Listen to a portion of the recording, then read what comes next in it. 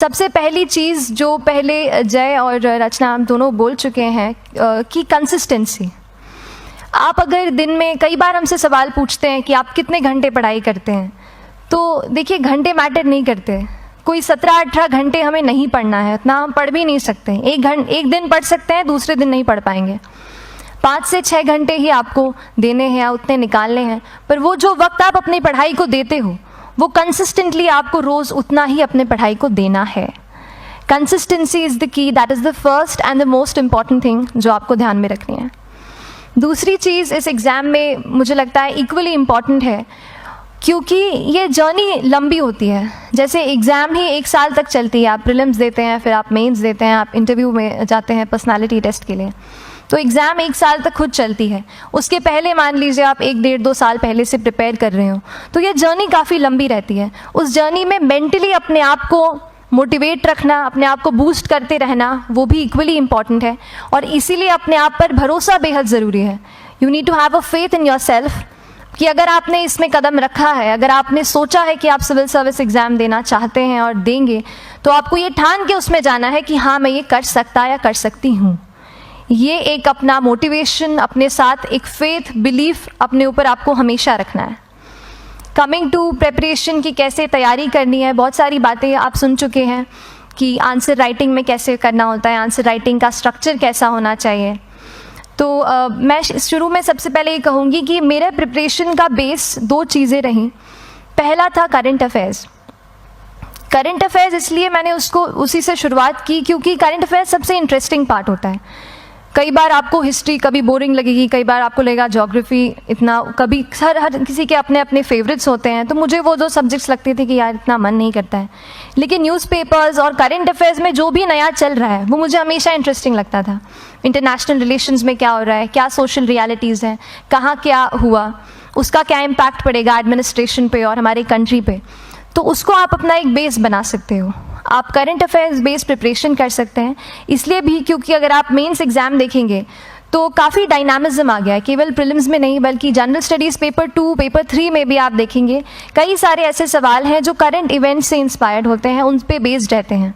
तो जब आप न्यूज़पेपर बेस्ड, करंट बेस्ड पढ़ाई करते हैं तो वो आपका प्रिपरेशन वहाँ से भी कवर हो सकता है। दूसरी जो चीज़ मैंने जिस पे बहुत फोकस किया वो थी आंसर राइटिंग।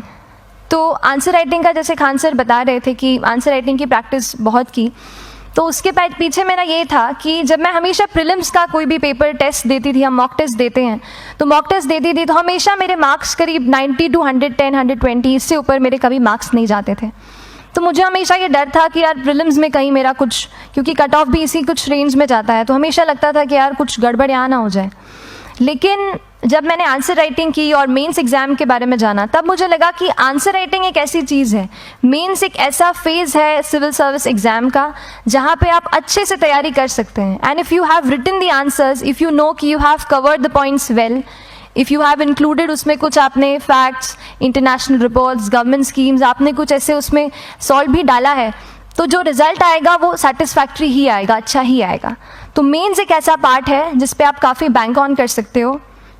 मैं जब पर्सनालिटी टेस्ट भी मैंने दिया तो इस बार भी आप नंबर्स देखेंगे तो आसपास की रैंक के हिसाब से मेरे नंबर्स उसमें कम हैं, लेकिन it is just the general studies and the answer writing part, जो मेंस के जो वो है मार्क्स हैं या मेंस का जो एक फैक्टर रहा, वो मेरे लिए सबसे ज़्यादा इंपॉर्टेंट डिसाइडिंग फैक्टर रहा है। तो अपना एक्सपीरियंस यही बताऊँगी कि आंसर राइटिंग पर आप विशेष फोकस कीजिए। जैसा स्ट्रक्चर आपको बता ही चुके हैं कि इंट्रोडक्शन में कैसे आपको शॉर्ट रखना है, बॉडी एंड देन कंक्लूजन, उसमें छोटी चीज़ जैसे मैं अभी मेंशन कर रही थी, आप एक इंश्योर कीजिए कि देखिए जो भी एग्जामिनर आपकी कॉपी चेक कर रहे हैं वो दिन में 10, 15, 20 कॉपीज़ चेक कर रहे हैं, तो उन सब से आपको अलग कैसे आप अपनी कॉपी दिखा सकते हो, ये चीज़ आपका प्रेजेंटेशन और आप जिस तरीके से आंसर लिखते हो कंटेंट को, वो मैटर करेगा। आप इंश्योर कर सकते हैं कि आपके आंसर में कुछ फैक्ट्स, गवर्नमेंट की स्कीम्स, कुछ कमिटीज़ बैठती हैं, जैसे एक प्रिवेसी पे जस्टिस BN श्रीकृष्णा कमेटी की रिपोर्ट आई है, तो आप मान लीजिए आपको कोई प्रिवेसी पे सवाल आ गया तो आपने उन कमेटी का नाम कोट कर दिया। ऐसे बहुत सारी कमिटीज़ होती हैं। कुछ इंटरनेशनल रिपोर्ट्स आते हैं, वो आप उनको इनके बारे में लिख सकते हैं। इंडिया का मैप आप बना सकते हैं। मैंने सीख लिया था कि 10-15 सेकेंड्स में कैसे जल्दी से मैप बनाना है और उस पर कैसे पॉइंट कुछ करना है, कुछ लोकेट करना है। तो ये कुछ ऐसी चीज़ें हैं जो आपके आंसर्स को एनरिच करेंगी और प्रेजेंटेबल बनाएंगी। तो इस तरीके से आंसर्स पे जैसे हम क्लास करते हैं, लेकिन उसके साथ साथ आपको ये कोशिश करनी है कि 1 से 2 आंसर पर डे आपको ज़रूर लिखने ही लिखने हैं, apart from the test series that you are doing. Answer writing से 2-3 चीज़ें होती हैं, ना केवल हमारी एक लिखने का हमें समझ आता है हम क्या लिखते हैं कैसा है, पर हमारा कॉम्प्रिहेंशन भी इम्प्रूव होता है। हमें कितना समझ में आया वो भी हमें खुद समझ आता है जब हम आंसर्स लिखते हैं। और इसीलिए आंसर राइटिंग पे आप फोकस कीजिए, 1 से 2 आंसर ज़रूर लिखिए। और आंसर राइटिंग के बाद the third pillar of my preparation जो काफ़ी इंपॉर्टेंट जिसने रोल प्ले किया, that was tests and test series and मॉक्स।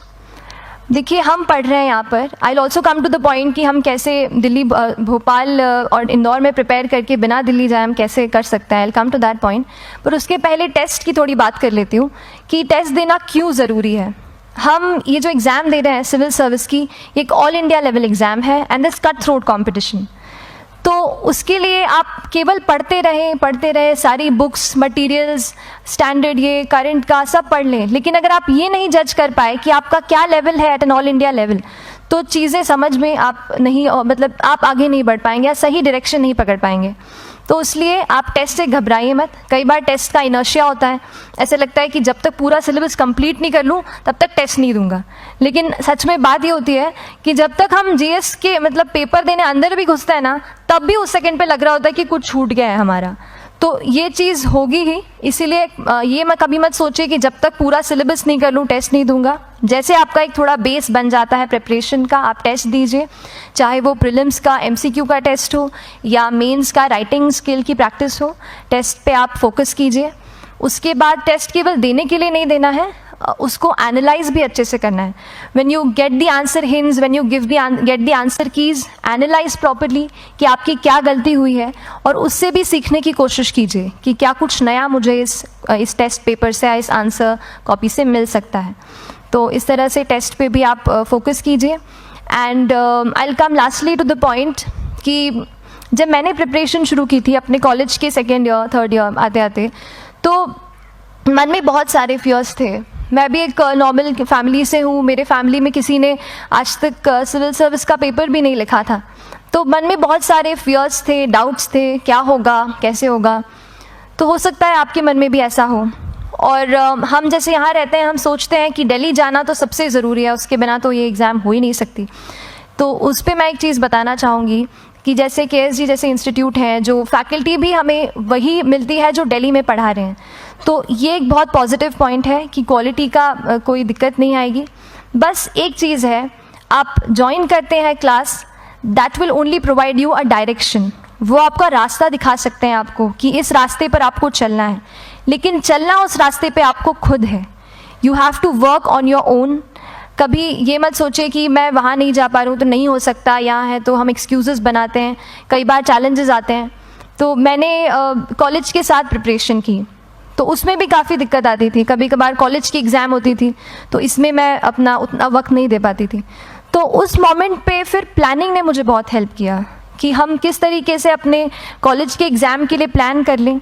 जैसे मैंने इंजीनियरिंग की है और मुझे पता है कि हम इंजीनियर्स 1 महीने से ज़्यादा पहले से पढ़ते नहीं हैं। पढ़ते हैं क्या? तो वो चीज़ आप ध्यान रख सकते हो, उसको अपना स्ट्रॉन्ग पॉइंट बना सकते हो।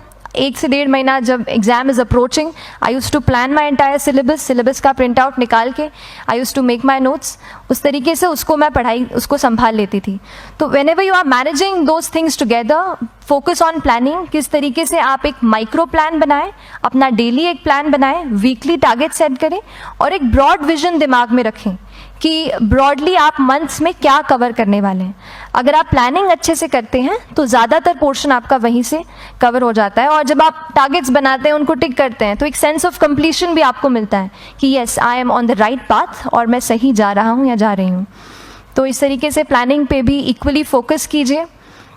एंड बस यही सिंगल बिगेस्ट मैसेज मेरी तरफ से यही रहेगा कि आपने अगर ठान लिया है, अगर आप सोचते हैं कि आप ये एग्ज़ाम क्रैक कर सकते हैं, तो आपको रोकने वाला और कोई नहीं, आप खुद ही हो सकते हैं। तो खुद आप अपनी रुकावट कभी मत बनिए। एक्सक्यूजेस मत बनाइए, ऑब्स्टिकल ज़रूर आएंगे, उन्हें आपको चैलेंज करना है, challenges are meant to be challenged.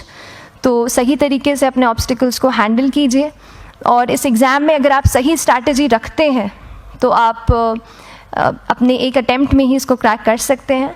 And anyways आप जो भी अटैम्प्ट नेक्स्ट रखते हैं, दिल में यही रखिएगा कि जो ये मेरा नेक्स्ट अटैम्प्ट होने वाला है, ये मेरा बेस्ट अटैम्प्ट होने वाला है।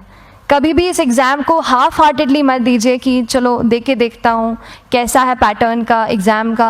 अगर एग्ज़ाम का पैटर्न देखना है ना, तो घर पे 3 घंटा टाइम लगा के एग्ज़ाम दे दो, बस केवल पैटर्न देखने के लिए एग्ज़ाम अटैम्प्ट मत कीजिए। जब आप एग्जामिनेशन हॉल में जा रहे हैं या कोई अटैम्प्ट आपने सेट किया है, तो अपना सब कुछ उस एग्ज़ाम को दीजिए, अपना टाइम, एनर्जी, फोकस, जितना भी करेक्ट आप उसमें पॉजिटिविटी डाल सकते हैं उसको दीजिए, एंड पूरी तैयारी के साथ ही इस पेपर को दीजिए, and I am sure that you'll succeed. So till then, all the very best to you and good luck.